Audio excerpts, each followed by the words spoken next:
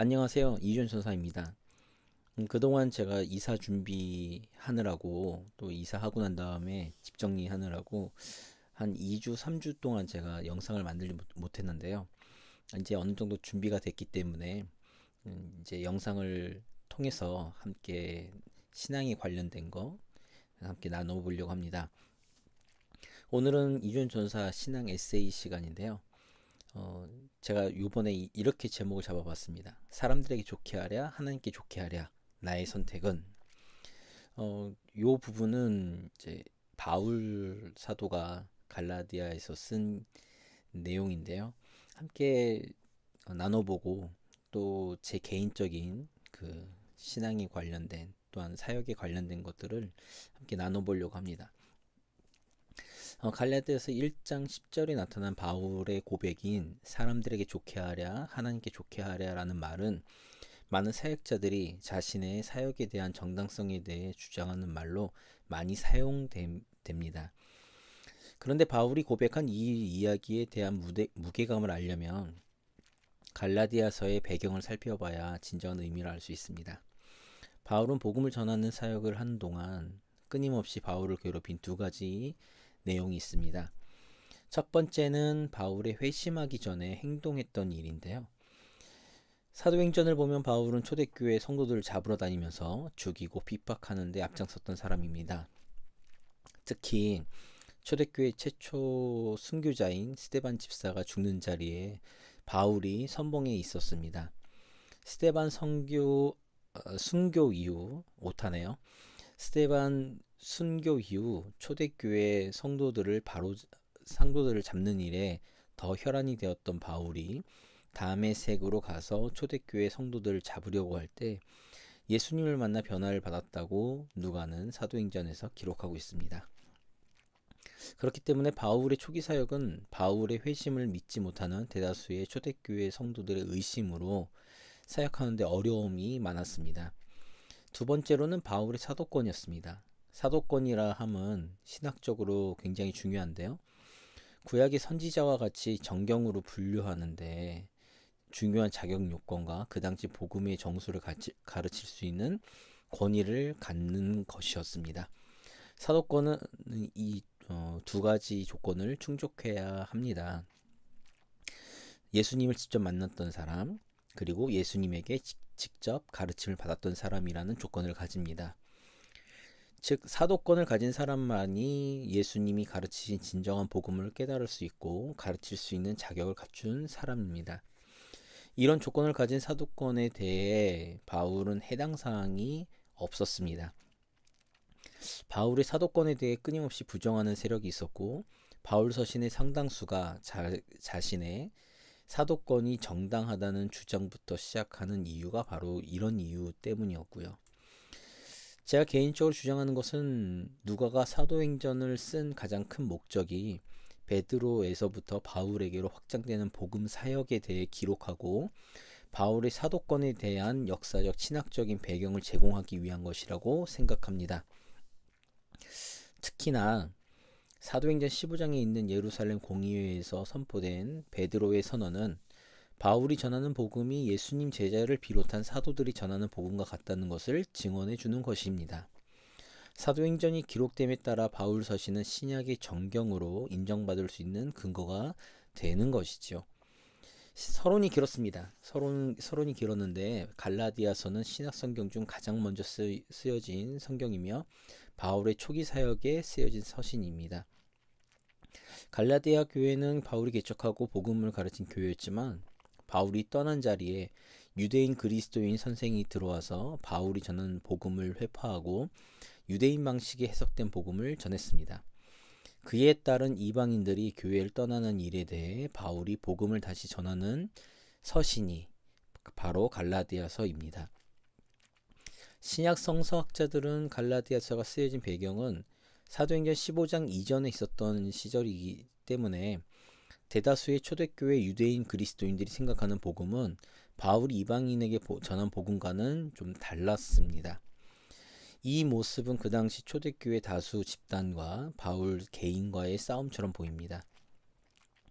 이런 상황에서 자신이 전한 복음이 진짜 복음이라는 바울의 싸움을 갈라디아서를 통해 전해지고 있습니다.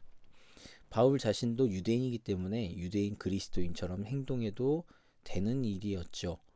그러나 구약에 능통했던 바울이 다메섹에서 환상 중에 예수님을 만나고 난 다음에 진정한 복음에 대해 깨달았습니다. 그래서 복음의 능력을 제대로 가르치려고 하다 보니 대다수의 유대인 그리스도인과 진리 전쟁을 벌여야 했습니다. 바울이 사람들에게 좋게 하랴 하나님께 좋게 하려는 이 고백은 사실 바울 자신의 이익을 포기하는 것과 더 나아가 자신의 삶 전체 생명까지도 걸어야 하는 일이었습니다. 요즘 한국교회 강단에서 펼쳐지는 설교 메시지는 바울이 전한 복음과는 좀 많이 달라졌습니다. 바울 신학을 가르친다는 기독교 보수 교단에서조차 바울의 복음과는 거리가 멀어졌습니다. 사람들에게 좋게 하랴 하나님께 좋게 하려는 말을 사역자들이 사용하기 위해서는 선지자들처럼 또한 바울처럼 자신의 유익을 포기하고 자신의 삶을 거는 믿음의 행동이 필요합니다.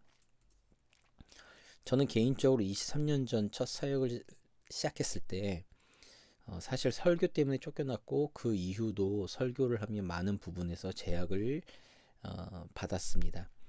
성경을 통해 잘못된 것을 지적받는 것이 아니라 그런 설교를 하려면 담임 목사 때나 하라는 논리로 많은 얘기를 들었습니다. 이런 환경 속에서 제대로 된 복음 사역과 설교 사역을 하면 어찌 보면 제가 첫 사역 때처럼 교회에서 쫓겨나는 것이지요. 이런 상황에서 부교육자로서는 선택을 해야 합니다. 어떤 선택인지는 말 안 해도 잘 아시겠죠. 똑같은 논리로 교단에서도 비슷한 일이 많습니다. 성경으로 검증하는 것이 아니라 교단 정치와 교리를 따르지 않으면 이단으로 정죄가 됩니다. 요즘 제가 즐겨보고 있는 영상이 있는데요. 세계적인 석학인 김세윤 박사가 한국교회 설교를 보면서 오랫동안 비판해 오셨습니다. 그런데 요즘 권영경 박사가 그 일에 함께 동참하고 있습니다. 이 일이 어떤 결과를 낳게 되었는지는 두 분이 나오는 영상을 살펴보면 조금은 아실 수 있습니다. 위에 카드를 클릭하시면 그 영상을 보실 수 있고요.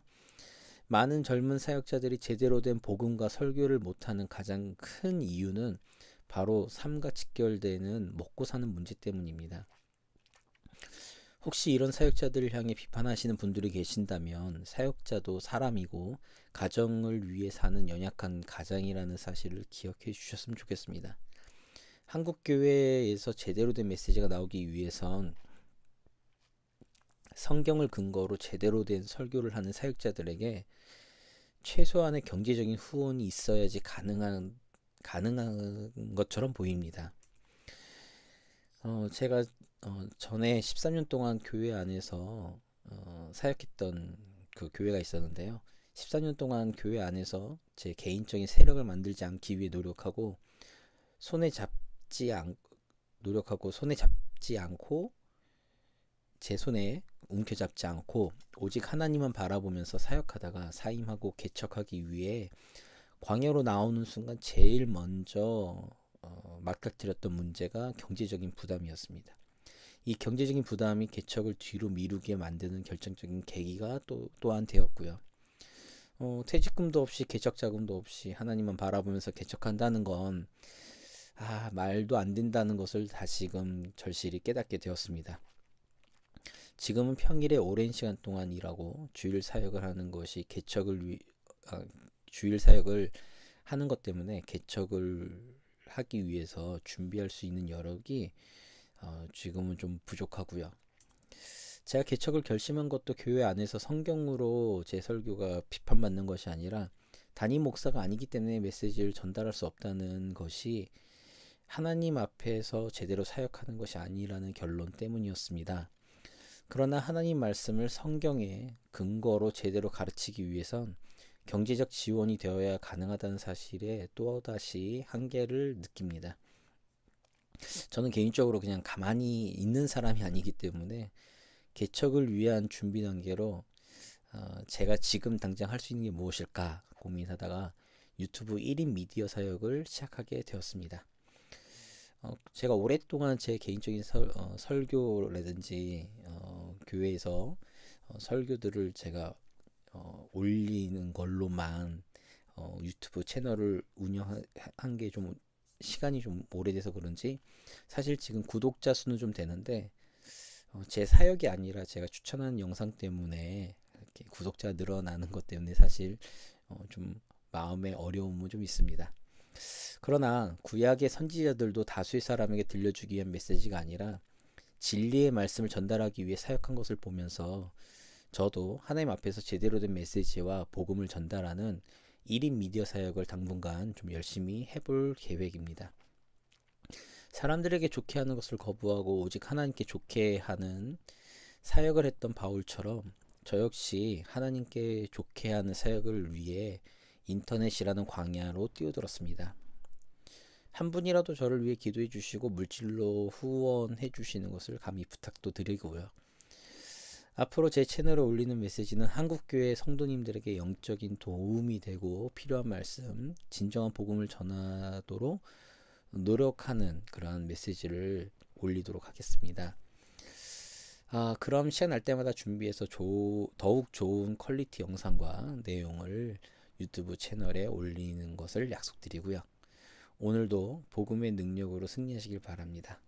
네, 시청해 주셔서 감사드립니다. 저는 잘 몰랐는데 구독과 좋아요 눌러주시면 큰 힘이 된다고 하더라고요. 구독과 좋아요 눌러주시고 또 다른 어떤 영상들 부족하지만 다른 그 영상들도 함께 시청해 주시면 감사하겠습니다. 네, 그러면 오늘도 승리하신 하루가 되시기를 예수님의 이름으로 기도드리고 좋은 하루 되시기 바랍니다. 예, 감사합니다.